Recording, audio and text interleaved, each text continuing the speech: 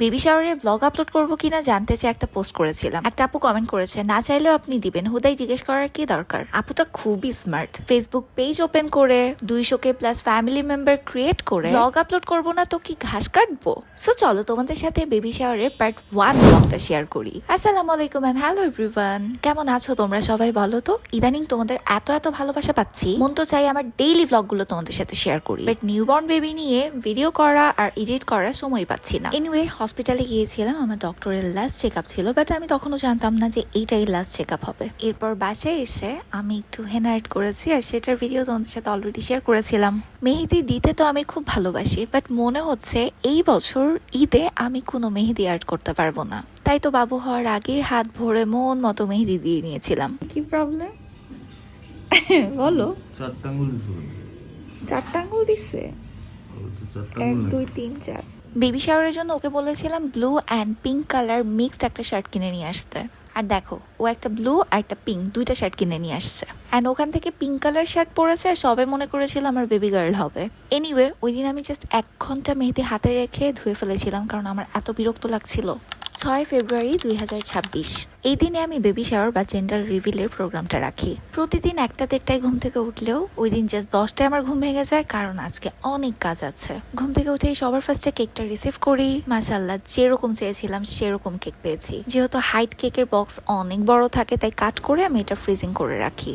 Normally 7 মাসে স্বাদের programme করা হয়। আমার 7 মাসের সময় আমরা ঢাকার বাহিরে আমার কাজিনের বিয়ের জন্য কুমিল্লায় চলে যাই। ঢাকায় এসে ডক্টরের চেক আপ অ্যান্ড সবকিছু মিলিয়ে আরো লেট হয়ে যায়। প্রোগ্রামটা অ্যারেঞ্জ করতে করতে এতটাই লেট হয় যে 6 তারিখে আমার বেবি শাওয়ারের প্রোগ্রাম হয় আর 10 তারিখেই আমার ডেলিভারি হয়ে যায়। বেবি শাওয়ারের দিন পর্যন্ত আমি খুবই টেনশনে ছিলাম। যদি বাবু এর আগে ডেলিভারি হয়ে যেত তাহলে আমি খুবই আপসেট হয়ে যেতাম। এনিওয়ে সকাল সকাল ঘুম থেকে উঠে আমি ফার্স্টেই একটু নো মেকআপ লুক করে নিব। আর সেটার জন্য আমি কি ইউজ করি জানো? এটা হচ্ছে আমার সিক্রেট মেকআপ কম্বো। একটা জাপান সাকুরার টোন আপ ক্রিম, তার সাথে all day fix settings powder. এই তো ব্যাস।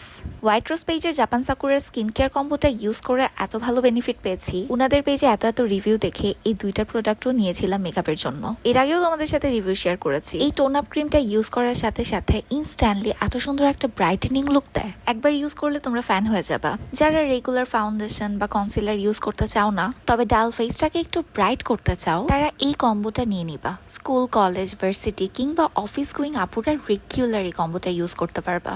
একটা সুন্দর নো মেকআপ লুক দিবে আর সারা দিন এটা স্টে করে। এটা যতবার ইউজ করি আমার স্কুল লাইফের কথা মনে পড়ে যায়। আমার মতো স্কুলে যাওয়ার সময় এরকম পাউডার অ্যাপ্লাই করতে কে কে কমেন্ট করে জানাতে ভুলবা না। হোয়াইট রোজ পেজ থেকে কম্বোটা নেওয়ার জন্য এখনই মেসেজ করো, পেজ লিঙ্কটা ক্যাপশনে মেনশন করা আছে। এরপর সকাল সকালই কিন্তু সব প্রিপারেশন শুরু হয়ে যায়। আজকাল birthday, anniversary, bridal shower, baby shower কত ধরনের প্রোগ্রাম হয়ে থাকে। প্রোগ্রামের সাথে সাথে ডেকোরেশন, থিম সবকিছুই কিন্তু আপডেট হচ্ছে। আমার বেবি শাওয়ারের প্রোগ্রামে আমি জেন্ডার রিভিল করার একটা প্ল্যান করেছিলাম। তার জন্য আমি থিম সিলেক্ট করেছি পিঙ্ক অ্যান্ড ব্লু। ব্যাকগ্রাউন্ড হিসেবে চাচ্ছিলাম boy or girl and waiting for you এই লেখাগুলো দিয়ে কোনো একটা ডেকোরেশন করা হোক। এক্স্যাক্টলি আমি যেরকম রেফারেন্স পিকচার দিয়েছি সেভাবেই সম্পূর্ণ ডেকোরেশনটা রেডি করে দিয়েছে Mister Event Planner Facebook page. আমার বেবি শাওয়ারের ডেকোরেশনের জন্য আমি অনেক পেজ ঘাটাঘাটি করেছি। তুলনামূলক বাকি সবগুলো পেজ থেকে সব থেকে রিজনেবল প্রাইসে ওনারাই কাজ করে থাকে, তাই আমি ওনাদের পেজ নামটা মেনশন করে দিলাম। তোমরা চাইলে তোমাদের যে কোনো অকেশনে ওদেরকে হায়ার করতে পারো। আজকের এই প্রোগ্রামটা আমার বাসার রুফটপেই অ্যারেঞ্জ করা হয়েছে, বাট ছাদে প্রচন্ড বাতাস থাকার কারণে ওনাদের কাজ করতে প্রবলেম হচ্ছিল, তাই রুমের মধ্যেই সবকিছু রেডি করা হচ্ছিল। এরই মধ্যে আমার আম্মু চলে আসছে, আর অ্যাজ অলওয়েজ তার হাত ভর্তি খাবারে ব্যক্ত থাকবেই। প্রতিটা মারই ইচ্ছা থাকে তার মেয়ের স্বাদের অনুষ্ঠানে নিজের হাতে হরেক রকমের পদ রান্না করে খাওয়াবে। এটা একটা ট্রেডিশন। আম্মু নিজের হাতে ছড়া সিন্নি রান্না করেছে আমার জন্য। তার সাথে আরো নানান ধরনের পদ তো আছে, সেগুলো দেখাবো অন্য আরেকটা ভিডিওতে। আর আমার ছোট বোন ইশিক অ্যাজ অলওয়েজ এসে আমার পেট নিয়ে চুমাচুমি শুরু করে দিয়েছে। বাবু যতদিন পেটের ভেতর ছিল ইশিক অলওয়েজ এরকম করতো আমার সাথে।